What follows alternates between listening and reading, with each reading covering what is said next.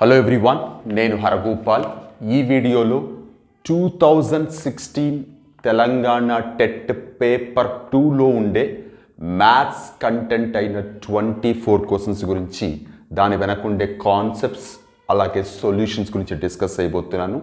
ఈ టైంలో అంటే జస్ట్ వితిన్ 3 to 4 డేస్లో కమింగ్ సండే మీరు టెట్ ఎగ్జామ్ రాయబోతున్నారు కాబట్టి ఇలా మోడల్ పేపర్స్ లేదంటే ప్రీవియస్ పేపర్స్లో ఉండే ప్రాబ్లమ్స్, దాని వెనకుండే కాన్సెప్ట్స్ ఒక్కసారి క్లియర్గా అర్థం చేసుకుంటున్నప్పుడు ఆ కాన్సెప్ట్స్ మీకు రికాల్ అవుతాయి, క్వశ్చన్స్ ఎలా వస్తాయన్న ఇన్ఫర్మేషన్ మీకు దొరుకుతుంది. సో ఇలాంటి మోడల్ పేపర్స్ చేసినా లేదంటే దానికి సంబంధించిన ఎక్స్ప్లెనేషన్ విన్నా మీకు చాలా యూజ్ అవుతుంది అన్న థాట్తోనే ఈ వీక్లో పేపర్ 1 డిస్కస్ చేశాను. ఇది పేపర్ 2 డిస్కస్ చేయబోతున్నాను.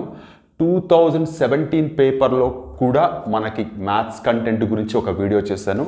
కంపారిటివ్లీ దాంతో కంపేర్ చేస్తే దీంట్లో క్వశ్చన్స్ లిటిల్ ఈజీగానే ఉన్నాయి. ఇంపార్టెంట్ కాన్సెప్ట్స్ మీదనే ప్రాబ్లమ్స్ ఇవ్వడం జరిగింది. సో లేట్ చేయకుండా 1 by 1 డిస్కస్ చేద్దాం. నేను స్క్రీన్ మీద క్వశ్చన్స్ చూపిస్తాను కాబట్టి ఇక్కడ రాయాల్సిన అవసరం లేదనుకుంటున్నాను.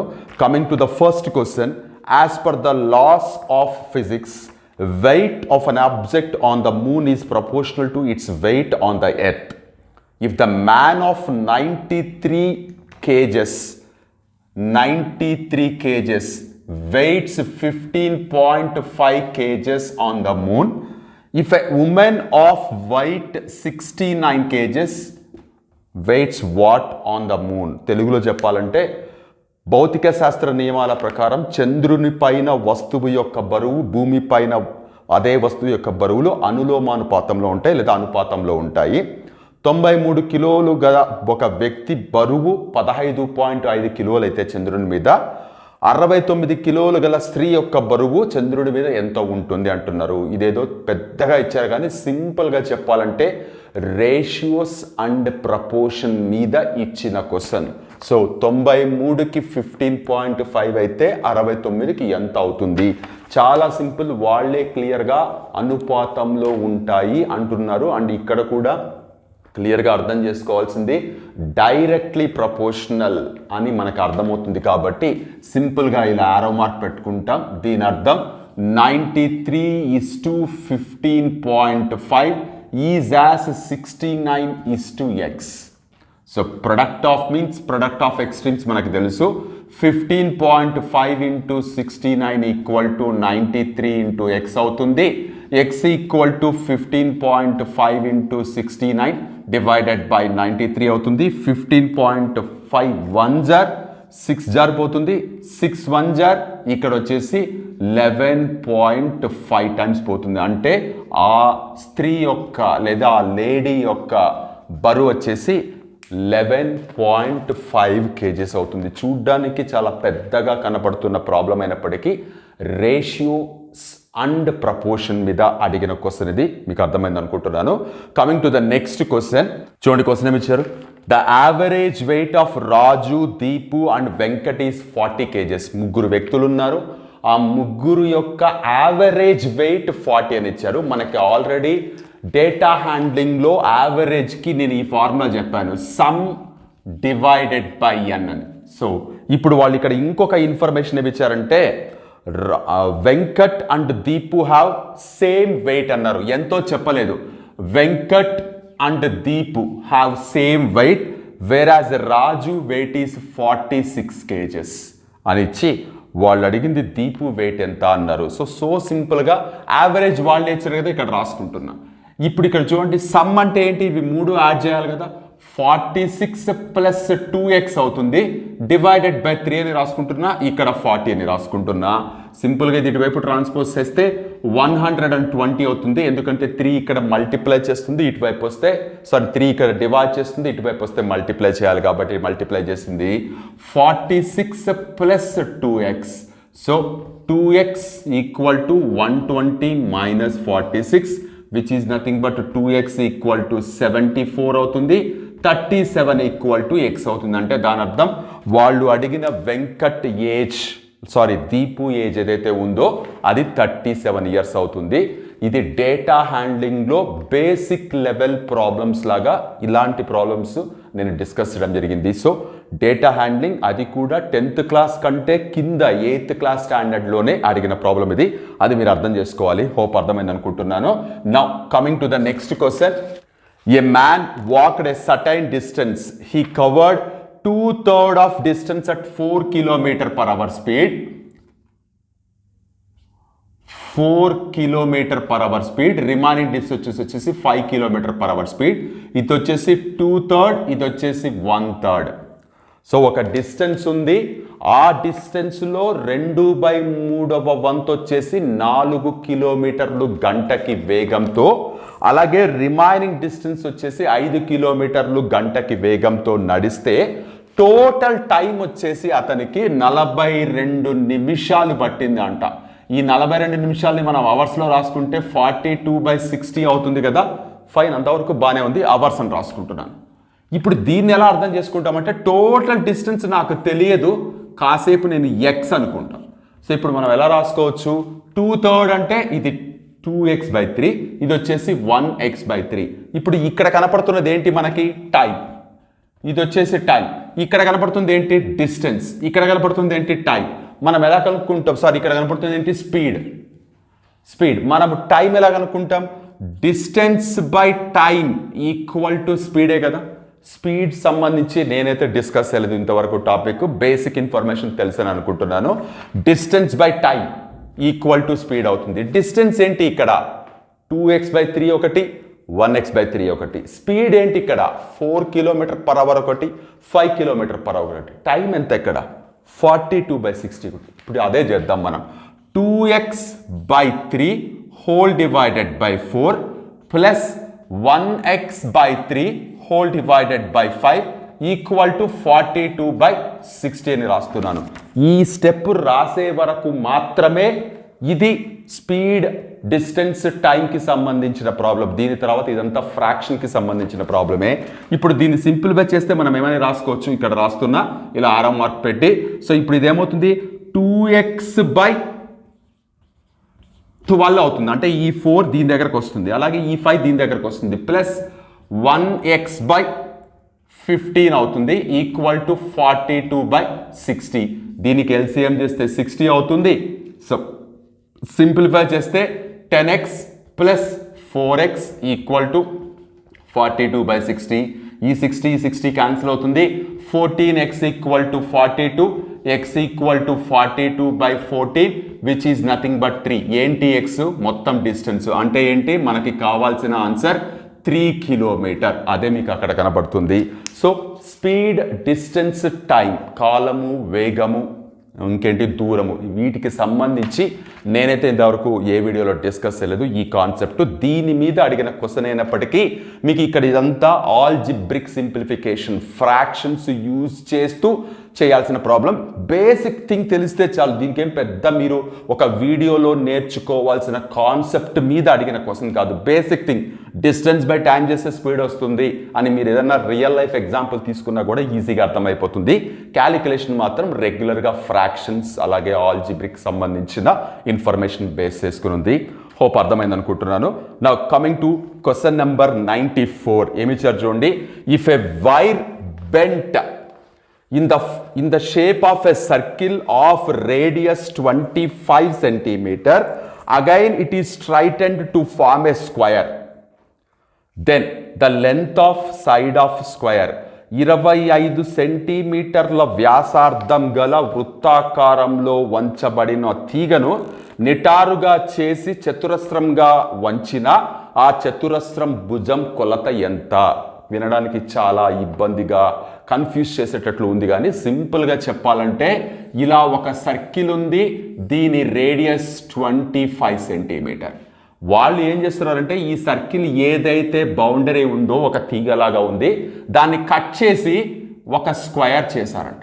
అంటే దాని అర్థం ఏంటంటే ఇక్కడ దీని సర్కంఫరెన్స్ ఏదైతే ఉందో మనం పెరిమీటర్ అంటాం మిగిలిన వాటికి, ఇక్కడికి వచ్చినప్పటికి సర్కంఫరెన్స్ అంటాం.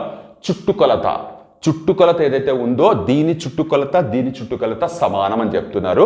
అయితే దీని సైడ్ ఎంత? అసలు ఫస్ట్ ఆఫ్ ఆల్ ఇక్కడ 25 సెంటీమీటర్లు కనబడుతుంది కాబట్టి దీని సర్కంఫరెన్స్ లేదా చుట్టుకొలత లేదా వృత్త పరిధి కనుక్కోవడానికి ఫార్ములా 2πr అవుతుంది. వాళ్ళే క్లియర్గా క్వశ్చన్లో పై వాల్యూ 3.14 తీసుకోవచ్చు పర్లేదని వాళ్ళు క్లియర్గా ఇలా ఇచ్చారు. సో ఇప్పుడు ఇక్కడ ఏం చేస్తున్నాను, 2 × 3.14 × 25 అని తీసుకుంటున్నాను. ఇప్పుడు ఇదేంటి, ఇవి రెండు మల్టిప్లై చేస్తే 50 × 3.14 అయింది. ఇదేంటి, దీనికి సంబంధించిన చుట్టుకొలత. This is equal to 4 times of side అని రాస్తున్నా. ఎందుకు, 4 ఇంటూ భుజం అనేది దీనికి సంబంధించిన చుట్టుకొలత అవుతుంది. సో ఇప్పుడు నాకు సైడ్ కావాలి, వాళ్ళు అడిగింది సైడే కదా. Yes, what is the length of side of square, చతురస్రం యొక్క భుజం కొలత ఎంత అన్నారు. సో ఇప్పుడు కావాలి కాబట్టి దీన్ని ఇటువైపు పంపించి డివైడ్ చేపిస్తున్నాను. సో ఏమవుతుంది, ఇది 25 జార్, ఇది 2 జార్ పోతుంది, ఇది 2 1 జార్ త్రూ 1.57 జార్. సో 25 × 1.57 అనేది సైడ్ అవుతుంది. దీన్ని మీరు మల్టిప్లై చేస్తే 39.25 వస్తుంది. ఒక్కసారి మీరు జాగ్రత్తగా ఇది చూస్తే పెద్దగా ఫార్ములాస్ గురించి తెలియాల్సిన అవసరం ఏం లేదు. ఓన్లీ ఇక్కడ సర్కంఫరెన్స్ ఫార్ములా, అక్కడ పెరిమీటర్ ఫార్ములా, అంటే ఇక్కడ వృత్త పరిధి ఫార్ములా, అక్కడ చుట్టుకొలత ఫార్ములా తెలిసి ఉండాలి. బట్ ఫార్ములాస్ని ఎలా ఈక్వేట్ చేసి వాళ్ళు ఇచ్చిన పై వాల్యూని తీసుకొచ్చి పెట్టి క్యాలిక్యులేషన్ చేయడం అనేది ఓపిక్గా చేయగలగాలి. మిస్టేక్ పోతుందేమో అని మీరు అనుకుంటే పోతుంది, గ్యారంటీగా, డౌటే లేదు. ఖచ్చితంగా వస్తుంది. సింపుల్ క్యాలిక్యులేషన్స్ అనుకుంటే డెఫినెట్గా ఈజీగా చేస్తారు. బట్ క్వశ్చన్ కరెక్ట్గా మీరు అర్థం చేసుకోవాలి. కొన్నిసార్లు పొరపాటుగా ఏరియాస్ ఈక్వేట్ చేయడము ఇలా కొంతమంది మిస్టేక్ చేస్తూ ఉంటారు. And coming to the next question 95. ఇది 10th క్లాస్కి సంబంధించి సిమిలర్ ట్రయాంగిల్స్, సరూప త్రిభుజాల్లో బేసిక్ ప్రపోర్షనాలిటీ థీరం, ప్రాథమిక అనుపాత సిద్ధాంతం, దీన్నే మనం థేల్స్ థీరం అని కూడా అంటాం. దాన్ని బేస్ చేసుకుని ఇచ్చిన క్వశ్చన్. ఒక్కసారి మీకు గుర్తు చేస్తున్నా, ఒక ట్రయాంగిల్లో ఏబిసి ట్రయాంగిల్ అనుకుంటే, సపోజ్ ఇలా డిఈ అని తీసుకుంటే, ఇది కనుక దీనికి ప్యారలల్గా ఉంటే బేసిక్ ప్రపోర్షనాలిటీ థీరం, ప్రాథమిక అనుపాత సిద్ధాంతం లేదా థేల్స్ థీరం, థేల్స్ సిద్ధాంతం ఏం చెప్తుందంటే, ఈ లైన్ అనేది మిగిలిన రెండు భుజాలని సమాన నిష్పత్తిలో ఖండిస్తుంది. ఇప్పుడు ఇక్కడ ఏ ఆర్డర్ అయితే తీసుకుంటామో, ఏడి బై డిబి తీసుకుంటే, ఇటువైపు కూడా ఏఈ బై ఈసీ తీసుకుంటాం. ఇవి రెండు ఈక్వల్ అవుతాయి. అంటే ఇప్పుడు నేను ఇక్కడ ఇలా తీసుకున్నాను, AD by DB equal to AE by EC తీసుకున్నాను. అంటే ఇటువైపు ఏ ఆర్డర్ తీసుకుంటే అటువైపు కూడా అదే ఆర్డర్ తీసుకోవాలి. వాళ్ళు ఇక్కడ ఒక ట్రయాంగిల్ ఏబిసిలో DE is parallel to BC అని చెప్పి AD by DB equal to 3/5 అన్నారు. అంటే ఖచ్చితంగా ఈ 3/5 అనేది ఏఈ బై ఈసీకి కూడా ఈక్వల్ అవుతుంది. ఇక్కడ దాని అర్థం ఏంటి, ఈ మొత్తం ఏసీ అనేది 8 భాగాలు ఉంటే దాంట్లో ఏఈ అనేది 3 భాగాలు ఉంటుంది, ఈసీ అనేది 5 భాగాలు ఉంటుంది. అది మీరు గుర్తుపెట్టుకోవాలి. ఇప్పుడు వాళ్ళు ఇచ్చిన ఇన్ఫర్మేషన్ ఏంటంటే, ఏసీ ఈక్వల్ టు, అంటే ఈ మొత్తం ఏసీ అనేది 5.6 సెంటీమీటర్లు కనుక ఉంటే what is the length of AE. ఇప్పుడు నేను చెప్పింది కరెక్ట్గా మీకు అర్థమై ఉంటే, ఏఈ 3 భాగాలు, ఈసీ 5 భాగాలు ఉంటుంది అని చెప్తున్నాను. అంటే మొత్తం ఏసీ 8 భాగాలు ఉన్నట్టు కదా. అంటే మీకు ఇక్కడ కనపడుతున్న ఏసీ 5.6 ఏదైతే ఉందో దాన్ని 8 భాగాలు చేసి దాంట్లోంచి 3 భాగాలు తీసుకుంటే మనకి కావాల్సిన ఏఈ వస్తుంది, విచ్ ఈస్ నథింగ్ బట్ 3/8 × 5.6. సింపుల్గా 3 ఏంటి, ఇదిగో ఇక్కడ ఏఈ 3 భాగాలు అని చెప్తున్నారు కాబట్టి, 8 ఏంటి, మొత్తం ఏసీ 8 భాగాలు ఉంది కాబట్టి, 5.6 ఏంటి, ఏసీ అనేది 5.6 అని వాళ్ళు చెప్తున్నారు కాబట్టి. సో 8 1 జార్ 8 0.7 జార్. సో మల్టిప్లై చేస్తే 2.1 సెంటీమీటర్ అనేదే మనకి కావాల్సిన ఆన్సర్ అవుతుంది క్వశ్చన్ నెంబర్ 95కి. సో 10th క్లాస్లో మీరు నేర్చుకునే సరూప త్రిభుజాలు టెక్స్ట్ బుక్లో నుంచే ఉండే కాన్సెప్ట్ మీద అడిగిన క్వశ్చన్. నెంబర్స్ అవే ఉన్నాయా లేవా అన్నది ఆల్వేస్ మనం అలా ఎక్స్పెక్ట్ చేయలేము. కాన్సెప్ట్ అయితే మాత్రం 10th క్లాస్ ట్రయాంగిల్స్ చాప్టర్ నుంచి అడిగిన క్వశ్చన్ ఇది. నా coming to the next one. ఇది కూడా ట్రయాంగిల్స్ నుంచే అడిగారు, కాకపోతే పెద్దగా క్యాలిక్యులేషన్స్ ఏమీ అవసరం లేదు. నేను ఇంతకుముందు కూడా 2-3 సార్లు చెప్పాను, ఇది పైథాగరన్ ట్రిప్లెట్స్ గురించి మీకు ఖచ్చితంగా తెలిసి ఉండాలి. అంటే ఒక రైట్ ట్రయాంగిల్ తీసుకుంటే ఈ రైట్ ట్రయాంగిల్కి సంబంధించిన భుజాలనే, సైడ్స్ ఆఫ్ రైట్ ట్రయాంగిల్నే మనము పైథాగరన్ ట్రిపుల్ అని పిలుస్తాము. నథింగ్ బట్ లాంగెస్ట్ వాల్యూ లేదా లార్జెస్ట్ వాల్యూ ఏదైతే మనకి కనబడుతుందో స్క్వేర్ ఆఫ్ దట్ వన్ అనేది some of squares of remaining 2 సైడ్స్కి లేదా 2 వాల్యూస్కి ఈక్వల్ అవుతుంది. సో వాళ్ళు ఇచ్చిన వాటిల్లో 8, 15, 17 అలాగే 9, 10, 11, 5, 12, 13, 3, 4, 5 ఈ 3, 4, 5 ఈ మూడిట్లో ఇది తప్ప మిగిలినవన్నీ పైథాగరన్ ట్రిపుల్స్ అవుతాయి. మీరు కావాలంటే బిగ్గర్ వాల్యూ ఏదైతే ఉందో square of that one equal to some of squares of remaining 2 అంటే దీని యొక్క వర్గము మిగిలిన 2 విలువల వర్గాల మొత్తానికి సమానం అవుతుందా కదా చెక్ చేయొచ్చు. ఖచ్చితంగా మీకు పైథాగరన్ ట్రిపుల్స్ ఒక 10 ట్రిపుల్స్ అన్న టకటక తెలిసి ఉంటే ఇలాంటి చేయడం చాలా ఈజీ అవుతుంది. సో ఇక్కడైతే 11 స్క్వేర్ 121, ఇదేమో 100, ఇదేమో 81, ఇవి రెండు యాడ్ చేస్తే 181 అవుతుంది, ఇది 121 ఈక్వల్ కాదు కాబట్టి ఇది పైథాగరన్ ట్రిపుల్, పైథాగరన్ త్రికము కాదు అని రాస్తాం. అది మనకి కరెక్ట్ ఆన్సర్ అవుతుంది. Now coming to question number 97 ఒకసారి చూడండి. The perimeter of a semicircular protractor is 54 centimeter. Then it's a diameter. So ఇది మోస్ట్ ఇంపార్టెంట్ వన్. ఎందుకంటే పెరిమీటర్ అనగానే జస్ట్ ఫార్ములాస్ తీసుకుంటారు కానీ మనం కోణమానిని అంటాం. ఇలా ఉంటుంది. వాళ్ళు ఏమంటారు అంటే పెరిమీటర్ అంటే మీరు ఎక్కడి నుంచి మొదలు పెడితే తిరిగి అక్కడికి రావాలి. ఇక్కడి నుంచి ఇలా ట్రావెల్ చేస్తే మీరు పై ఆర్ ట్రావెల్ చేసినట్టు, అక్కడి నుంచి మళ్ళీ ఇలా వచ్చారంటే 2r ట్రావెల్ చేసినట్టు. అప్పుడు పెరిమీటర్ ఏమవుతుంది? పై ఆర్ ప్లస్ 2r అవుతుంది. ఈ పై ఆర్ ప్లస్ 2r అనేది 54 అయితే దెన్ వాట్ ఈస్ డయామీటర్, వ్యాసం ఎంత అని అడిగారు. అంటే ఫస్ట్ మనం ఇక్కడ రేడియస్ కనుక్కుంటే మనకి కావాల్సిన వ్యాసం వస్తుంది. సో ఇప్పుడు ఇక్కడ నేను r కామన్ తీస్తున్నాను, రెండిట్లో r ఉంది కాబట్టి 22/7 తీసుకోండి వాళ్ళే చెప్పారు. So 22/7 plus 2 equal to 54. So r equal to ఇదేమవుతుంది చూడండి, 22 ప్లస్ 14/7 ఈక్వల్ టు 54 అవుతుంది. r ఈక్వల్ టు 54 ఇంటూ 7/36 అవుతుంది. సో దేంతో పోతుంది? 18తో, 18 2 జార్ 18 3 జార్ విచ్ ఈస్ నథింగ్ బట్ 21/2 అవుతుంది. r అనేది 21/2 అవుతుంది, అంటే 10.5 అవుతుంది. మనకి కావాల్సింది డయామీటర్, వ్యాసం. ఇక్కడ ఉండే 2 ఇటువైపు పంపించండి, అప్పుడు 2r ఏమవుతుంది? 21. 2r అంటే ఏంటి? వ్యాసము, లేదంటే ఇంగ్లీష్లో డయామీటర్. సో మనకి కావాల్సింది 21. పొరపాటున అంతా క్యాలిక్యులేట్ చేసి రేడియస్ ఈక్వల్ టు 10.5 అని క్యాలిక్యులేట్ చేసి అదే ఆన్సర్ పెట్టేస్తారు. నేను కూడా క్యాలిక్యులేట్ చేస్తున్నప్పుడు చూడండి పొరపాటున 10.5 అని పెట్టుకున్నాను. ఈ పేపర్ సాల్వ్ చేస్తున్నప్పుడు పొరపాటున 10.5 అని పెట్టుకున్నాను. క్వశ్చన్ పూర్తిగా చదవలేదు నేను. సో రేడియస్ ఏమనుకుని రేడియస్ పెట్టేశాను. సో పక్కన 21 వాల్యూ కూడా ఉంది. Be very very careful. ఇలాంటి ఒక్క చిన్న మిస్టేక్ చాలు మన శ్రమంతా బూడిదలో పోయే పన్నీర్ అయిపోవడానికి. So be very very clear this one. ఇలాంటి చిన్న చిన్న మిస్టేక్స్ చేయకండి. నా కమింగ్ టు నెక్స్ట్ క్వశ్చన్. మీకు 9th class linear equations in 2 variables అంటే 9వ తరగతిలోనే మనకి రేఖీయ సమీకరణాలు 2 చరరాశుల్లో అని మనకి ఇంట్రొడ్యూస్ అవుతుంది. దాంట్లో మీరు సిబిఎస్ఈ బుక్ తీసుకున్నా లేకపోతే స్టేట్ సిలబస్ బుక్ తీసుకున్నా ఒక ప్రాబ్లం ఉంది. ఏంటది?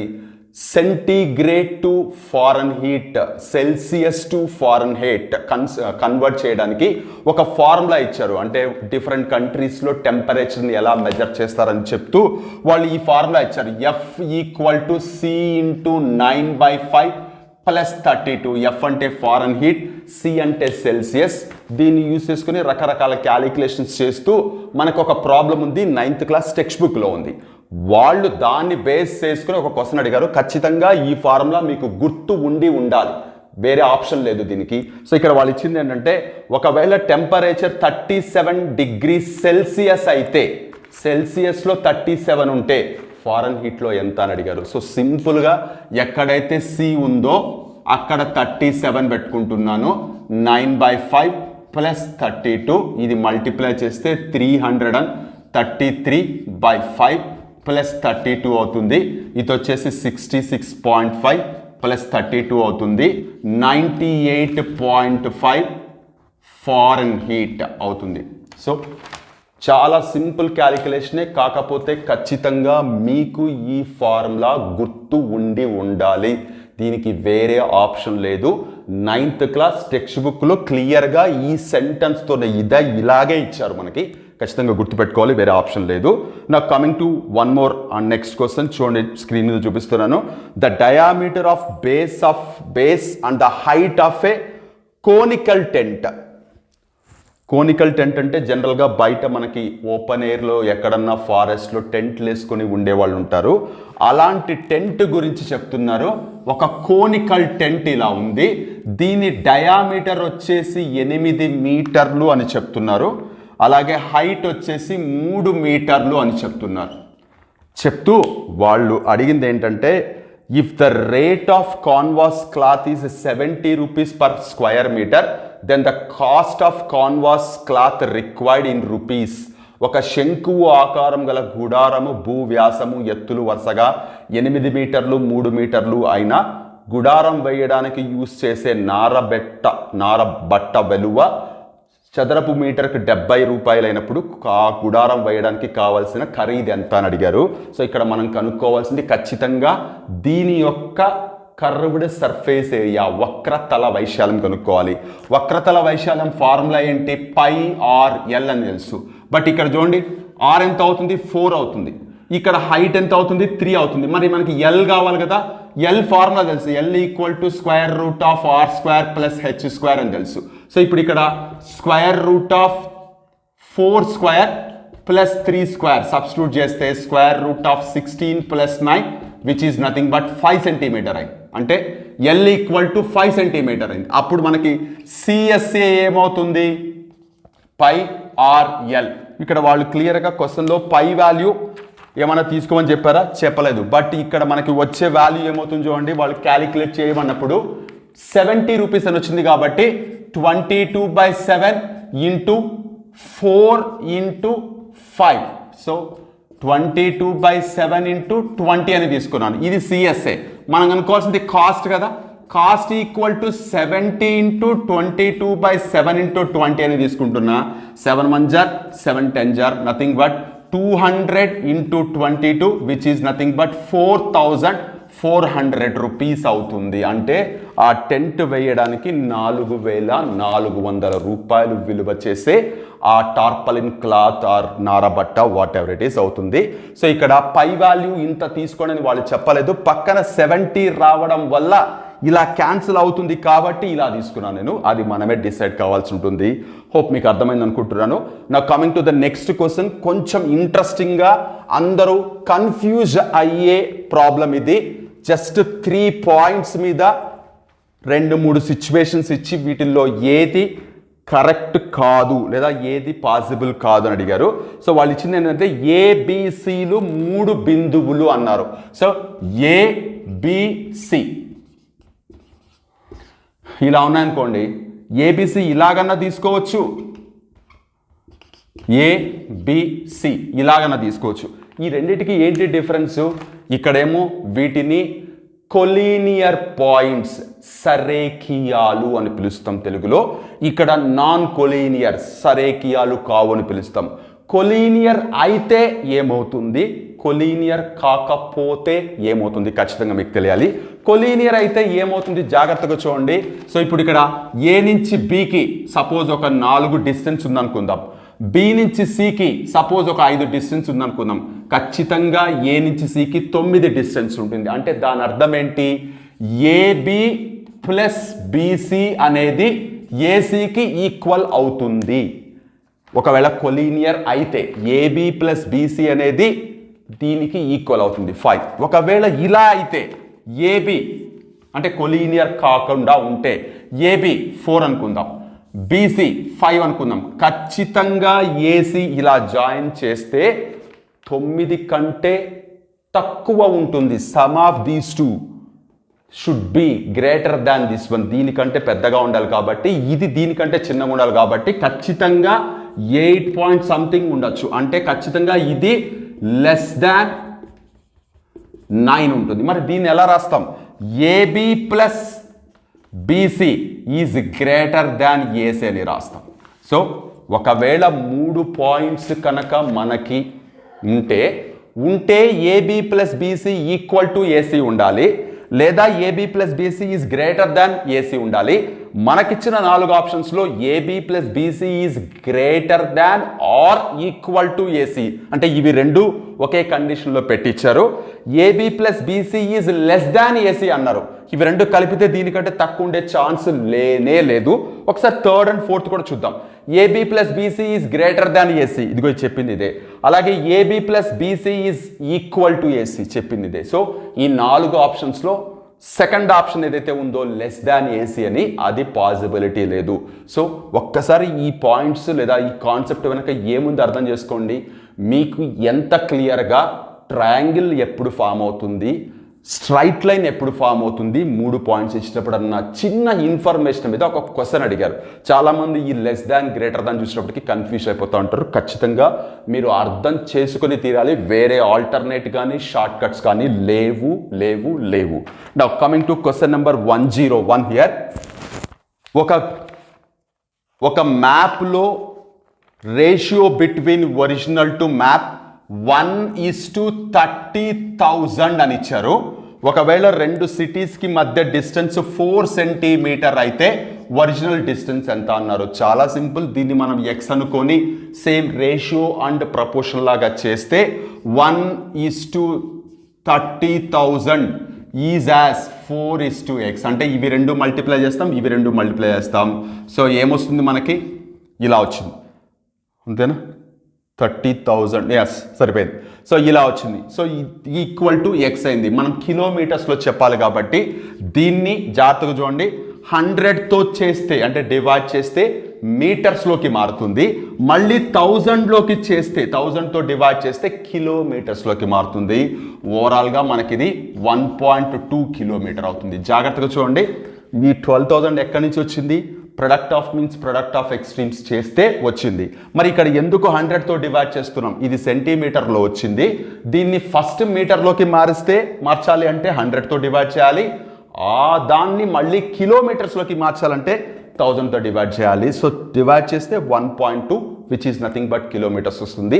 దాదాపు 2-3 డిఫరెంట్ సిచ్యువేషన్స్లో అంటే డిఫరెంట్ మోడల్ పేపర్స్లో సేమ్ కైండ్ ఆఫ్ క్వశ్చన్ వచ్చింది. కొంచెం మీరు ఇది గుర్తుపెట్టుకోవాల్సిన విషయం, ఖచ్చితంగా ఎక్స్పెక్ట్ చేయొచ్చేమో అని కూడా మీరు ఆలోచించాల్సిన విషయం. నా క్వశ్చన్ నెంబర్ 102 హియర్. సో చూడండి ఏమి ఇచ్చారు, 25% ఆఫ్, మళ్ళీ 25% ఆఫ్, మళ్ళీ 25% ఆఫ్ ఏ నెంబర్ లేదా ఎక్స్ అని ఇచ్చారు, ఈక్వల్ టు 25. అయితే ఎక్స్ అంతా చాలా చిన్న విషయమే. పర్సంటేజెస్ గురించి మీకు బేసిక్ ఇన్ఫర్మేషన్ తెలిసి ఉంటే చాలు, ఈజీగానే మీరు చేసేయచ్చు. సో ఏంటి పర్సంటేజెస్ గురించి, దీన్ని మనం ఇలా రాసుకుంటాం కదా, 25/100 అని రాసుకుంటాం. 25/100 సింప్లిఫై చేస్తే ఏమవుతుంది, 25 1 జార్ 25 4 జార్ పోతుంది. కాబట్టి 1/4 అని రాసేసుకోవచ్చు కదా. 1/4 ఆఫ్ అంటే మల్టిప్లికేషన్ లాగే తీసుకుంటాం. 1/4 into 1/4 into X equal to 25. దీన్ని ఏం డిస్టర్బ్ చేయట్లేదు నేను. ఇక్కడంతా పర్సంటేజ్లు ఉన్నాయి కాబట్టి ప్రతిదాన్ని 25/100 రాసుకోవాలి. దాన్ని డైరెక్ట్గా 1/4 రాసుకున్నాను. నాకు కావాల్సింది ఎక్స్ ఈక్వల్ టు, ఇక్కడ డినామినేటర్స్లో ఉండే 4లో అవతలకి వెళ్తే ఏమవుతుంది, 25 ఇంటూ 4 ఇంటూ 4 ఇంటూ 4 అవుతుంది. Which is nothing but multiply చేస్తే 1600 అవుతుంది, 1600 అవుతుంది. సో 1600 నుంచి 25%, వచ్చిన దాని మీద మళ్ళీ 25%, వచ్చిన దాని మీద మళ్ళీ 25% తీసుకుంటే మనకి ఆన్సర్ 25 వస్తుంది. ఇది కామెంట్స్లో కూడా ఎవరో ఒకరు ఈ బిట్ అడిగారు, సేమ్ బిట్, దీని వాల్యూ ఎంత అని. సో చాలా ఇంపార్టెంట్.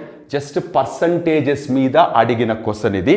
అలాగే ఇంకొక క్వశ్చన్ పర్సంటేజెస్ మీదనే అడిగారు. If the price of a cooker including 5% VAT is 2940 అయితే దాని కాస్ట్ వితౌట్ వ్యాట్ ఎంత అంటే, ఒక కుక్కర్ 2940 రూపీస్కి అమ్మారు.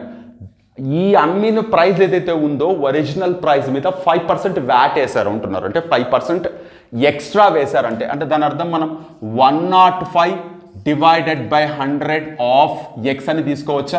ఎక్స్ అంటే ఒరిజినల్ ప్రైస్. ఒరిజినల్ ప్రైస్ మీద 5% ఎక్స్ట్రా వేస్తారు, అంటే ఒరిజినల్ ప్రైస్ కాకుండా దాని మీద 5% ఎక్స్ట్రా ఇస్తారంటే ఇలా వచ్చింది. So X equal to 2940 into ఈ 105/100 అవతలికి వెళ్తే 100/105 వస్తుంది. మీరు ఇక్కడ జస్ట్ సింప్లిఫై చేస్తే 2800 వస్తుంది, అంటే ఇది 28 సార్ పోతుంది. So X equal to 2800 which is nothing but దాని ఒరిజినల్ ప్రైస్ 2800, దీని మీద 5% అంటే 140 రూపీస్ అవుతుంది. యాడ్ చేస్తే 2940 అయింది. సో సింపుల్గా పర్సంటేజెస్ మీద అడిగిన రెండు వేరు క్వశ్చన్స్. కాకపోతే ఈ క్వశ్చన్ మీకు చూడడానికి ఏదో వ్యాట్ ఇలా కాస్ట్ ప్రైస్ సెల్లింగ్ ప్రైస్ లాగా కనపడుతుంది, కానీ ఓవరాల్గా మీరు ప్రాఫిట్ అండ్ లాస్ అయినా ఇలాంటి ప్రాబ్లమ్స్ డైరెక్ట్గా అయినా మనకి దాని వెనకుండే కాన్సెప్ట్ పర్సంటేజెసే అన్న విషయం మీకు ఖచ్చితంగా తెలిసి ఉండాలి. Now coming to question number 104, algebraic identities మీద అడిగిన క్వశ్చన్ ఇది. ఏంటంటే ఒక రెక్టాంగిల్ ఉంది, ఒక రెక్టాంగిల్ ఇలా ఉంది, దీని పెరిమీటర్ 28 మీటర్స్ అని ఇచ్చారు. అలాగే ఏరియా వచ్చేసి 40 మీటర్ స్క్వేర్ అని ఇచ్చారు. ఇచ్చి దాని లెంత్ ఎంత అని అడిగారు. ఆల్జిబ్రిక్ ఐడెంటిటీస్ గురించి ఖచ్చితంగా మనకి at least basic identities a+b² a-b², a² - b², ఒక 4 to 5 ఖచ్చితమైన ఆల్జిబ్రిక్ ఐడెంటిటీస్ తెలిసి ఉండాలి. ఇక్కడ పెరిమీటర్ ఫార్ములా ఏంటి? Perimeter equal to 2 of L + B అని తెలుసు. 2 ఆఫ్ పొడవు ప్లస్ వెడల్పు అని. పెరిమీటర్ ఎంత ఇచ్చారు? 28 ఇచ్చారు. 2 ఆఫ్ L + B. సో ఇప్పుడు L + B ఏమవుతుంది? 14 అవుతుంది కదా. చూడండి ఏమైంది, 14 అయింది. సో ఇప్పుడు 14 ఇక్కడ పెట్టుకుందాం, మళ్ళీ ఇక్కడికి వద్దాం. ఏరియా ఎంత? ఏరియా అంటే L × B అని తెలుసు కదా. అంటే ఏంటి? L × B = 40. సో ఇప్పుడు ఇక్కడ ఏం చేస్తున్నా అంటే ఇది తీసుకుంటారా first of all. L + B = 14. దీన్ని సాఫ్ చేద్దాం, అంటే స్క్వేరింగ్ ఆన్ బోత్ సైడ్స్, రెండు వైపులా స్క్వేర్ చేస్తే ఏమవుతుంది? a+b² a² + b² + 2ab = 196. దీనికి స్క్వేర్ వేస్తే వాట్ ఈజ్ L × B? ఇదిగో ఇక్కడ L × B 40 అని వచ్చింది. 2 × 40 ఏమవుతుంది? 80 అవుతుంది. L² + b² అలాగే రాసుకుంటున్నా = 196. ఈ 80 అవతలకి వెళ్తే ఏమవుతుంది? L² + b² = 116 అయింది. కొంచెం క్యాలిక్యులేషన్స్ స్కిప్ చేసి రాస్తున్నా, అర్థమవుతుందని అనుకుంటున్నాను, ఎందుకంటే సరిపోదు బోర్డు. అండ్ L² + b² మళ్ళీ మనం L - b² ప్లస్ 2LB అని రాసుకోవచ్చు. 116. What is 2LB? ఇక్కడ ఆల్రెడీ వచ్చింది 80 అని, అదే ఇక్కడ రాస్తున్నా. L - b² = 116 - 80 which is nothing but 36 అవుతుంది. అంటే ఇక్కడ 14 స్క్వేర్ చేస్తే వచ్చిన 196లో నుంచి 80 ఒకసారి తీసేసాం సాఫ్ చేయడం వల్ల. మళ్ళీ ఆల్జిబ్రిక్ ఐడెంటిటీ L² + b² ఇలా రాసుకోవచ్చు అన్న ఐడియా ఖచ్చితంగా మీకు వచ్చి రావాలి, అలాగే మీకు తెలిసి కూడా ఉండాలి. L - b² = 36 అయింది. ఇప్పుడు దీని నుంచి వాట్ ఈజ్ L - b? 6 అని రాయొచ్చు కదా. సో ఇప్పుడు చూడండి, L + b వచ్చేసి 14 అని రాసాం, L - b అనేది 6 అని రాస్తున్నా. రెండింటిని యాడ్ చేయండి, ఏమవుతుంది? ఇది క్యాన్సిల్ అయిపోతుంది. 2L = 20, L = 10. సో చూడండి ఎంత పెద్దగా వచ్చింది. కొన్ని ప్రాబ్లమ్స్ చాలా సింపుల్గా క్యాలిక్యులేషన్స్ వస్తాయి, కొన్ని ప్రాబ్లమ్స్ ఇలాంటి క్యాలిక్యులేషన్స్ ఉంటాయి. దీనికి షార్ట్ కట్ ఉండొచ్చేమో, కానీ అన్నిసార్లు వర్క్ అవుతుంది నేనైతే పర్సనల్గా నమ్మను, కాబట్టి ప్రాపర్ ప్రొసీజర్ ఖచ్చితంగా చెప్పాను. సో కొన్ని క్వశ్చన్స్లో మిగిలే టైం తీసుకొచ్చి ఇలాంటి క్వశ్చన్స్లో మనం పెట్టాల్సి ఉంటుంది. హోప్ మీకు అర్థమైంది అనుకుంటున్నాను. అలాగే క్వశ్చన్ నెంబర్ 105, ఇంతకుముందు నేను ఉపరితల వైశాల్యాలు అలాగే ఘన పరిమాణాలు సర్ఫేస్ ఏరియాస్ అండ్ వాల్యూమ్స్కి సంబంధించి ప్రాబ్లమ్స్ చెప్తున్నప్పుడు ఇదే ప్రాబ్లం గురించి చెప్పాను నేను. మళ్ళీ సేమ్ ప్రాబ్లం రిపీట్ అయింది, బట్ నో ప్రాబ్లం, అది చెప్తున్నాను చూడండి. 3 సెంటీమీటర్ 4 సెంటీమీటర్ 5 సెంటీమీటర్ కొలతలు గల 3 సమఘనాలను కరిగించి ఇంకొక పెద్ద సమఘనం చేస్తే దాని యొక్క కొలత ఎంత అన్నారు. నేను అక్కడ చెప్పింది స్పియర్స్ మీద చెప్పాను, గోళాల మీద చెప్పాను. ఇక్కడ ఒక చిన్న క్యూబ్ 3 సెంటీమీటర్, దీనికన్నా కొంచెం పెద్దది 4 సెంటీమీటర్, దీనికన్నా ఇంకొంచెం పెద్దది 5 సెంటీమీటర్. ఇవి 3 కరిగించి ఒక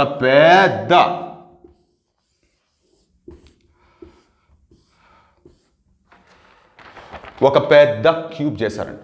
దీనిది ఎంత అని అంటున్నారు. అంటే మనం అర్థం చేసుకోవాల్సింది ఈ మూడిటి యొక్క ఘన పరిమాణాలు వాల్యూమ్స్ యాడ్ చేస్తే మనకి దీని వాల్యూమ్కి ఈక్వల్ అవుతుంది. అంటే 3 క్యూబ్ ఏంటి 3 క్యూబ్ దీని యొక్క వాల్యూమ్, ప్లస్ 4 క్యూబ్ ఏంటి 4 క్యూబ్ దీని యొక్క వాల్యూమ్, ప్లస్ 5 క్యూబ్ ఏంటి 5 క్యూబ్ దాని యొక్క volume, equal to X cube ఏంటి ఎక్స్ క్యూబ్ దీని యొక్క వాల్యూమ్. సో ఇప్పుడు దీన్ని క్యాలిక్యులేట్ చేస్తే 27 plus 64 plus 125 equal to X cube అవుతుంది. ఇదంతా యాడ్ చేస్తే 216 ఈక్వల్ టు ఎక్స్ క్యూబ్ అవుతుంది. X equal to cube to root of 216 which is nothing but 6 అవుతుంది. సో ఇలా మీరు just squares and square roots, cubes and cube రూట్స్కి సంబంధించి కూడా ప్రాబ్లమ్స్ దీంట్లో ఉంటాయి. అంటే మీన్స్ ఘన పరిమాణాలు, వాల్యూమ్స్, అలాగే సర్ఫేస్ ఏరియాస్, వీటి మీద కూడా దీ కాన్సెప్ట్స్ యూజ్ చేసి ప్రాబ్లమ్స్ సాల్వ్ చేయాల్సి ఉంటుంది. హోప్ అర్థమైంది అనుకుంటున్నాను. అలాగే సేమ్ కాన్సెప్ట్ మీద అంటే surface areas and volumes concept మీదనే అడిగిన ఇంకొక చిన్న క్వశ్చన్ క్యూబాయిడ్స్ మీద అడిగారు. సో ఒక్కసారి జాగ్రత్తగా చూడండి. Number of cuboidal soaps of size 4 centimetre, 3 centimetre,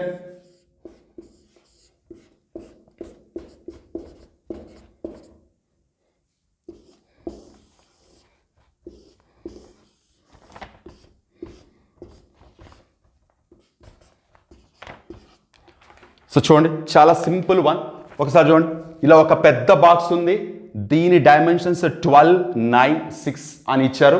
అలాగే ఒక చిన్న సోప్ బాక్సెస్ ఉన్నాయి, దీని డైమెన్షన్స్ 4, 3, 2 అని ఇచ్చారు. ఈ బాక్స్లో ఇలాంటివి ఎన్ని పడతాయి అని అడుగుతున్నారు. సింపుల్గా మనం చేయాల్సింది దీని వాల్యూమ్ ఘన పరిమాణము డివైడెడ్ బై దీని వాల్యూమ్ చేయాలి. మీరు ఎలాంటి క్యాలిక్యులేషన్స్ చేయాల్సిన అవసరం లేదు. 12 into 9 into 6 bigger volume divided by smaller volume 4 into 3 into 2.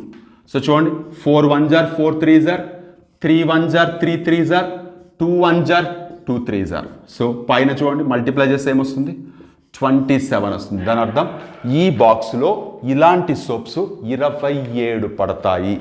So మనకి రెండు problems surface areas and volumes మీద అడగడం జరిగింది. అది మీరు గమనించాలి. ఇకపోతే జామెట్రీ మీద కూడా just basic information of triangles, angles మీద కూడా అడిగిన నెక్స్ట్ క్వశ్చన్ చూడండి. క్వశ్చన్ నెంబర్ 107 ఏమిచ్చారు? The angle formed between angular bisectors of any linear angles. అంటే లీనియర్ యాంగిల్స్ అంటే రెండు కలిపితే సపోజ్ ఇలా ఉంది, ఇక్కడ ఒక యాంగిల్, ఇక్కడ ఒక యాంగిల్ ఉంది. లీనియర్ యాంగిల్స్ అంటే ఒకే స్ట్రైట్ లైన్ మీద ఉండే రెండు యాంగిల్స్ ఖచ్చితంగా యాడ్ చేస్తే 180 degrees అయినప్పుడు దాన్ని మనం లీనియర్ యాంగిల్స్, రేఖీయ ద్వయము అని పిలుస్తాం. వాళ్ళు ఇక్కడ చెప్తుంది ఏంటంటే ఈ రెండు యాంగిల్స్కి యాంగులర్ బైసెక్టర్స్ వేస్తే వాటి మధ్య వచ్చే కోణం ఎంత అంటున్నారు. అంటే ఇప్పుడు ఇక్కడ యాంగులర్ బైసెక్టర్ వేయాలి. సపోజ్ నేను ఈ యాంగిల్ 2x అనుకుంటాను. ఇప్పుడు దీనికి యాంగులర్ బైసెక్టర్ వేస్తే ఇక్కడ x అవుతుంది, ఇక్కడ x అవుతుంది. ఇది మొత్తం 2x అయితే ఇదెంత అవుతుంది 180 minus 2x అవుతుంది కదా. దీనికి యాంగులర్ బైసెక్టర్ వేసామనుకోండి, అప్పుడు ఇదేమవుతుంది 90 minus x, 90 minus x. వాళ్ళు అడిగింది ఏంటి, ఈ మధ్యలో ఉండే యాంగిల్ ఎంత అని అడిగారు. ఈ మధ్యలో ఉండే యాంగిల్ అంటే మీరు అర్థం చేసుకోవాల్సింది ఇదిగోండి, ఈ మధ్యలో ఉండే యాంగిల్ ఎంత, ఈ మధ్యలో ఉండే యాంగిల్ ఎంత. ఈ మధ్యలో యాంగిల్ అంటే దిస్ యాంగిల్ ఇవి రెండు కలపాలి కదా. కలిపితే ఎంత అవుతుంది చూడండి, ఏమొచ్చింది అక్కడ మనకి 90 minus x ఒకటి వచ్చింది, ఇంకొకటేమో x వచ్చింది. ఈ రెండు కలిపితే ఎంత అవుతుంది 90 అవుతుంది. So angle between angular bisectors of linear pair of angles is always 90 degrees. రెండు రేఖీయ ద్వయ కోణాల యొక్క కోణ సమద్విఖండన రేఖల మధ్య కోణము ఎల్లప్పుడూ డాష్ అంటారు. ఇది మనం అర్థం చేసుకోవాలంటే డయాగ్రామ్ అర్థం కావాలి. రెండు రేఖీయ కోణాల కోణ సమద్విఖండన రేఖల మధ్య కోణం అంటారు. అసలు ఈ సెంటెన్స్ పూర్తిగా అర్థం కాకుండా చాలామంది కన్ఫ్యూజ్ అయిపోతూ ఉంటారు. దీనికి ఎగ్జాక్ట్ డయాగ్రామ్ ఇది, మీనింగ్ ఇది, ఆన్సర్ వచ్చేసి ఇది 90 degrees. అర్థమైంది అనుకుంటున్నాను. అలాగే క్వశ్చన్ నెంబర్ 108. సో చాలా సింపుల్ వన్, కాకపోతే కరెక్ట్గా మీకు మీడియన్ అనే దానికి మీనింగ్ తెలియాలి. The median of set of 7 distinct observations is 15. ఒక 7 నెంబర్లు ఉన్నాయంటున్నారు. 1 2 3 4 5 6 7. ఈ 7 నెంబర్లు మీడియన్ 15 అంటున్నారు, 15 అంటున్నారు. మనం మీడియన్ ఎలా క్యాలిక్యులేట్ చేస్తాం? ఫస్ట్ ఖచ్చితంగా ఇచ్చిన ఇన్ఫర్మేషన్స్ని అసెండింగ్ లేదా డిసెండింగ్ ఆర్డర్లో పెట్టుకున్న తరువాతే మనం మీడియన్ క్యాలిక్యులేట్ చేస్తాం. ఇలా పెట్టుకున్న తర్వాత మీడియన్ 15 అంటున్నారంటే దాని అర్థం ఏంటి? ఖచ్చితంగా మధ్యలో 15 వచ్చింది. ఇది అసెండింగ్ ఆర్డర్ అయినా ఉండొచ్చు, అంటే స్మాల్ టు బిగ్ అయినా ఉండొచ్చు, బిగ్ టు స్మాల్ అయినా ఉండొచ్చు, కానీ ఖచ్చితంగా మధ్యలో అయితే మాత్రం 15 ఉంటుంది. వాళ్ళు చెప్తున్నది ఏంటి అంటే, if each of largest observations, అంటే 15 కంటే పెద్దవి అటుపక్క ఉండొచ్చు లేదా ఇటుపక్క ఉండొచ్చు. ఆ పెద్ద అబ్జర్వేషన్స్ ఏవైతే ఉన్నాయో ప్రతిదాన్ని 3 పెంచితే కొత్త మీడియన్ ఎంత? ఈ పక్కన ఉండేవి ఈ పక్కన ఉండేవి మీరు ఎంత పెంచినా, అంటే ఇవి పెంచినా అవి పెంచినా ఖచ్చితంగా ఆర్డర్ అయితే మారదు. అంటే ఇప్పుడు ఇవి అసెండింగ్ ఆర్డర్ అనుకోండి, ఇటుపక్క పెద్ద వచ్చి ఉంటాయి, పెద్దవి ఇంకా పెంచితే ఇంకా పెద్దగా అవుతాయి. ఒకవేళ డిసెండింగ్ ఆర్డర్ అనుకోండి, పెద్దవి ఈ పక్క వస్తాయి, ఇక్కడ పెంచినా కూడా పెద్దవే అవుతాయి. కాబట్టి ఎలాంటి చేంజ్ ఉండదు. దేర్ఫోర్ పెద్ద 3 నంబర్స్ ఏవైతే ఉన్నాయో వాటిని ఒక్కొక్క దాన్ని 3 పెంచినా మీడియన్ అయితే 15 అలాగే ఉంటుంది. సో ఆన్సర్ 15 అవుతుంది. ఇది క్వశ్చన్ నెంబర్ 108కి సంబంధించిన ఆన్సర్. అలాగే క్వశ్చన్ నెంబర్ 109 అర్థమెటిక్ ప్రోగ్రెషన్స్ మీద అడిగిన క్వశ్చన్ ఇది. 50 మరియు 150 మధ్య గల 7చే భాగించబడే సంఖ్యల మొత్తం ఎంత? ఇలాంటి క్వశ్చన్స్ మనకి టెక్స్ట్ బుక్లో కూడా ఉన్నాయి. 50 తర్వాత 7తో భాగించబడే నెంబర్ 56 అవుతుంది. దీనికంటే ముందు 49 వస్తుంది, అంటే మనకు అది 50 కంటే తక్కువ ఉంటుంది కాబట్టి దాన్ని తీసుకో. అలాగే నెక్స్ట్ నెంబర్ ఏమవుతుంది? 63 అవుతుంది. తర్వాత నెంబర్ 70 అవుతుంది, డాష్ డాష్ డాష్. 150 లోపు ఏమొస్తుంది? 147 వస్తుంది. సో ఇప్పుడు మనకు తెలియాల్సింది ఏంటి? Some of all these values తెలియాలంటే అసలు ఇక్కడ ఎన్ని ఉన్నాయో తెలియాలి. ఇక్కడ ఎన్ని ఉన్నాయో తెలియాలంటే కూడా మనం అంకశ్రేణి లేదంటే అర్థమెటిక్ ప్రోగ్రెషన్లో ఉండే ఫార్ములా వాడచ్చు. బట్ అంతకంటే ముందు చిన్న లాజిక్ ఏంటంటే, ఇక్కడ వరకు ఎన్ని ఉంటాయంటే 147ని 7తో భాగిస్తే 21 వచ్చాయి. అంటే స్టార్టింగ్ నుంచి మొదలు పెడితే ఇక్కడ వరకు 21 ఉన్నాయి. బట్ ఇక్కడ 49 వరకు ఎన్ని ఉన్నాయి? 7 ఉన్నాయి. ఈ మొత్తం 21లో ఈ 7 నాకు అనవసరం, ఇదంతా పక్కకి చెప్పేసాను. సో అంటే అర్థం ఏంటి? ఇవి మొత్తం 14 ఉన్నాయి అని అర్థం. అంటే మనకి n నెంబర్ ఆఫ్ టర్మ్స్ 14 ఉన్నాయని అర్థం. మనకి కావాల్సిన some Sn equal to n/2 of 2a plus n-1 of d. దీనిలో జస్ట్ n ప్లేస్లో 14, a ప్లేస్లో 53, అలాగే d ప్లేస్లో 7, అంతే కదా. ఏ ఫస్ట్ టర్మ్ ఏ 56 అవుతుంది, అలాగే కామన్ డిఫరెన్స్ 7 అవుతుంది, n వచ్చేసి 14 అని చెప్పాను. సబ్స్టిట్యూట్ చేస్తే ఏమవుతుంది? 14/2 2 ఇంటూ 56 ప్లస్ 14-1 ఇంటూ 7. సో ఏమవుతుంది చూడండి, ఇది వచ్చేసి 7 అవుతుంది, ఇది వచ్చేసి 112 అవుతుంది, ఇది వచ్చేసి 91 అవుతుంది. సో 7 ఇంటూ 203 అవుతుంది. సో 1421 అనేది మనకి కావాల్సిన సమ్ అవుతుంది. దయచేసి దీనికి షార్ట్ కట్స్ ఏంటి అని మాత్రం దయచేసి అడగకండి. డెఫినెట్గా మీరు ప్రాపర్ ప్రొసీజర్లో చేయాలి. మీరు చేస్తే 1 మినిట్ లోపే పడుతుంది. నేను ఎక్స్ప్లెయిన్ చేశాను కాబట్టి ఎక్కువ టైం పడుతుంది. హోప్ మీరు అర్థం చేసుకుంటారు అనుకుంటున్నాను. అలాగే నెక్స్ట్ క్వశ్చన్ మళ్ళీ మనకి స్టాటిస్టిక్స్ లేదా డేటా హ్యాండ్లింగ్ మీద అడిగారు. ఇలాంటి మోడల్ ఆఫ్ క్వశ్చన్ ఇంతకుముందు పేపర్లో కూడా నేను డిస్కస్ చేశాను. మళ్ళీ ఇక్కడ ఇంకొక ప్రాబ్లం అడిగారు. కొంచెం కేర్ఫుల్గా వింటే మీకు ఆల్రెడీ చేసిందన్న విషయం తెలుస్తుంది. సో చూడండి question, mean of 10 observations x1, x2, x3 and so on x10, దీని మీన్ 20 అని ఇచ్చి what is the mean of x1 plus 4, x2 plus 8, x2 plus 12 and so on x10 plus 40 అని ఇచ్చారు. మనం ఖచ్చితంగా గుర్తుపెట్టుకోవాల్సింది average equal to some divided by n అనే ఫార్ములాతోనే మనం దాదాపు అన్ని ప్రాబ్లమ్స్ వేసాం. ఇక్కడ యావరేజ్ ఎంత ఇచ్చారు? 20 ఇచ్చారు. సమ్ ఏమవుతుంది? x1 plus x2 plus and so on x10 అవుతుంది. డివైడెడ్ బై 10 కదా. ఈ 10 ఇటువైపు ట్రాన్స్పోజ్ చేస్తే ఏమవుతుంది? x1 plus x2 plus x3 and so on x10 అనేది 200 అవుతుంది. మనకు ఖచ్చితంగా ఇది మైండ్లో పెట్టుకోవాలి. ఇప్పుడు వాళ్ళు అడిగింది what is the average of అని x1 plus 4, x2 plus 8, x3 plus 12 and so on x10 plus 40. So దీని యావరేజ్ అంటే ఇవంతా యాడ్ చేసి డివైడెడ్ బై 10 చేయాలి కదా. వీటిలో జాగ్రత్త చూడండి, x1, x2, x3 up to x10 ఉంది. ఇవంతా యాడ్ చేస్తే ఎంత వచ్చింది? 200. సంతోషం. ప్లస్ మిగిలిపోయినవి ఏంటి? 4 మిగిలింది, 8 మిగిలింది, 12 మిగిలింది, అలా తీసుకుంటూ వెళ్తే 40 వరకు మిగిలాయి. సో డివైడెడ్ బై 10 వేయాల్సిందే కదా. వేస్తున్నాను. ఇప్పుడు 200 ప్లస్ వీటన్నిటిలో నుంచి ఇక్కడ 4, ఇదేమో 4 into 2, ఇదేమో 4 into 3, ఇదేమో 4 into 10. 4 బయటికి తీస్తే 1 plus 2 plus 3 plus and so on 10 అవుతుంది కదా. ఇప్పుడు ఇవేంటి? సమ్ ఆఫ్ 10 న్యాచురల్ నెంబర్సే కదా.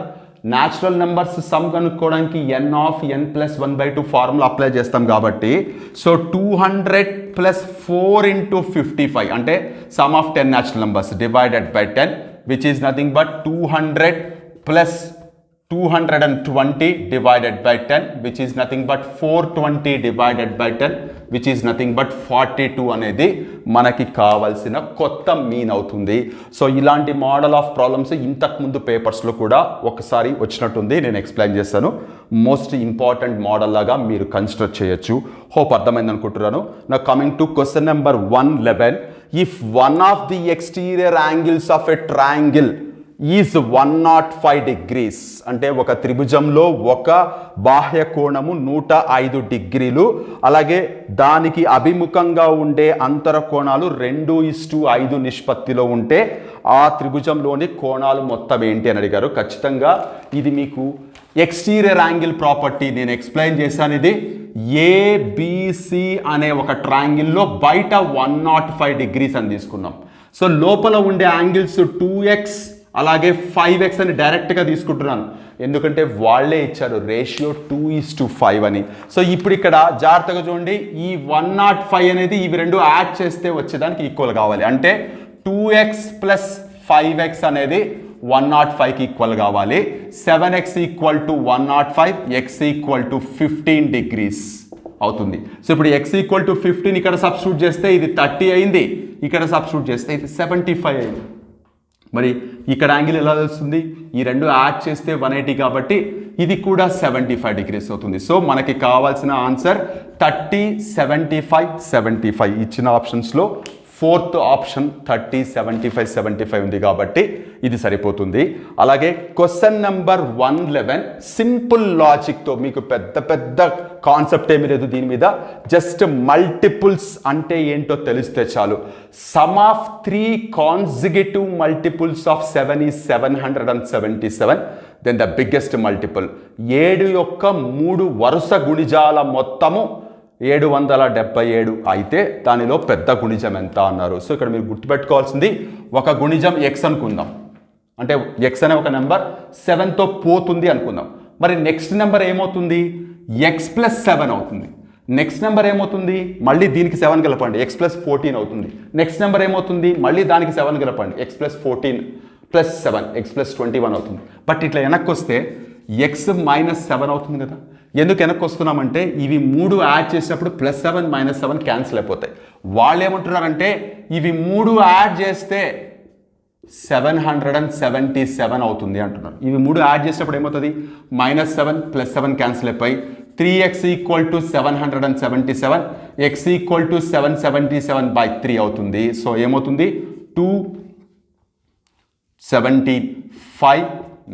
259 అనేది x వస్తుంది. బట్ మనకు కావాల్సింది ఏంటి? అన్నిటికంటే పెద్ద నెంబర్ అడిగారు. అన్నిటికంటే పెద్ద నెంబర్ ఇది ఏంటి? దీంట్లో ఇది పెద్ద నెంబర్. అంటే దీనికి 7 యాడ్ చేస్తే వచ్చే 266 అనేదే మనకి కావాల్సిన బిగ్గర్ మల్టిపుల్ ఆఫ్ 7.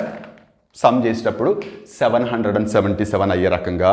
సో అలాగే క్వశ్చన్ నెంబర్ 113 మళ్ళీ ఇది ఏరియాస్ మీద అడిగారు. ఏరియాస్ మీద అడిగిన క్వశ్చన్ ఏంటి అంటే ఒక రూమ్ డైమెన్షన్స్ 8 మీటర్స్ 5 మీటర్స్ ఉన్నాయంటున్నారు. ఒక రూమ్ డైమెన్షన్స్ ఇలా, ఇదేమో 8 మీటర్, ఇదేమో 5 మీటర్. దీనికి చుట్టూ 2 మీటర్లు విడ్త్ ఉండే వరండా ఉంది అంటున్నారు. దీని చుట్టూ ఇట్లా వరండా ఉంది 2 మీటర్లు, 2 మీటర్స్. ఎలా చూసినా 2 మీటర్స్, ఎలా చూసినా ఎక్కడ చూసినా 2 మీటర్స్. అయితే ఈ వరండా ఏరియా ఎంత అంటున్నారు. ఈ వరండా ఏరియా కనుక్కోవాలంటే చాలా simple.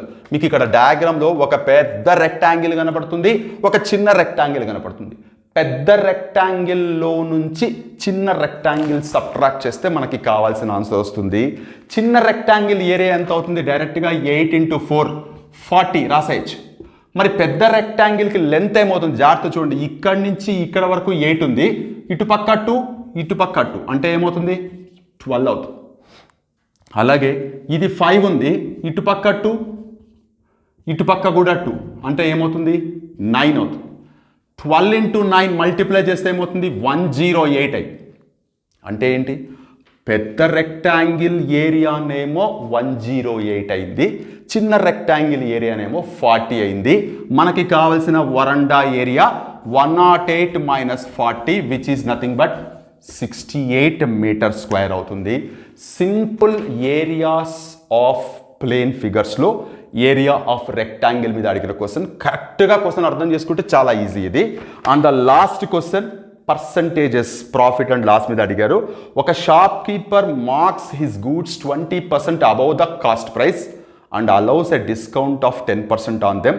What is the gain percent అడిగారు. చాలా సింపుల్ ఇది. ఒక దుకాణందారు తన వస్తువుల మీద 20% ఎక్కువ మార్క్ వేసి 10% డిస్కౌంట్ ఇస్తే అతనికి వచ్చే లాభం ఎంత? సో అతనికి పడిన కాస్ట్ 100 రూపాయలు అనుకుందాం. పర్సంటేజెస్ కానీ ప్రాఫిట్ అండ్ లాస్ కానీ క్యాలిక్యులేట్ చేస్తున్నప్పుడు మనం సిపి తెలియకపోతే దాన్ని 100 అనుకుంటే చాలా ఈజీగా క్యాలిక్యులేషన్స్ అవుతాయి. 100 రూపీస్ అనుకుందాం, 20% ఎక్స్ట్రా వేసాడు దాని మీద, ప్లస్ 20%, అంటే అర్థం ఏంటి? 120 రూపీస్ అని దాని మీద రాశాడు. రాసి దాని మీద 10% డిస్కౌంట్ ఇస్తున్నాడు. అందుకే ఇక్కడ ప్లస్ పెట్టా, ఇక్కడ మైనస్ పెట్టా. ఇక్కడ యాడ్ చేశాడు కాబట్టి ప్లస్ పెట్టా, డిస్కౌంట్ ఇస్తున్నాడు కాబట్టి 10 పెట్టా. 120 రూపీస్లో 10% ఏమవుతుంది? 12 రూపీస్ అవుతుంది. 12 రూపీస్ తీసేస్తే ఏమవుతుంది? 108. అంటే ఏంటి? అతనికేమో పడింది 100 రూపీస్, అతను అమ్ముతున్నదేమో 108. డిఫరెన్స్ ఎంత? 8 rupees. 8 rupees is nothing but 8% of profit. So my dear friends, ఈ పేపర్ ఏదైతే ఉందో 2016 తెలంగాణ పేపర్ ఏదైతే ఉందో, పేపర్ 2లో ఇచ్చిన 24 క్వశ్చన్స్ మీరు జాగ్రత్తగా అబ్జర్వ్ చేస్తే 2017 పేపర్ అనేది ఖచ్చితంగా టఫ్గా ఉంది దీంతో కంపేర్ చేస్తే. కాకపోతే టఫా ఈజీ అన్న విషయం పక్కకు పెట్టి కాన్సెప్ట్స్ మీద ఎలాంటి క్వశ్చన్ అడుగుతారు అన్నది చాలా చాలా ఇంపార్టెంట్. అది మీరు ఖచ్చితంగా అబ్జర్వ్ చేయాలి. సో ఇలా పేపర్స్ వెనక అండ్ దాంట్లో ఉండే ప్రాబ్లమ్స్ వెనక ఉండే కాన్సెప్ట్స్ మీకు కరెక్ట్గా అర్థం చేసుకుంటే ఎలాంటి ప్రాబ్లమ్స్ వచ్చినా మీరు కాన్ఫిడెంట్గా ఫేస్ చేయగలరు. హోప్ ఈ వీడియోలో నేను డిస్కస్ చేసిన ఆల్ ద 24 క్వశ్చన్స్ మీకు క్లియర్గా అర్థమయ్యాయి అనుకుంటున్నాను. మనం నెక్స్ట్ వీడియోలో ఇంకొక టాపిక్తో కలుద్దాం. అంతవరకు టేక్ కేర్, బై. యువర్స్ హరకూపాల్.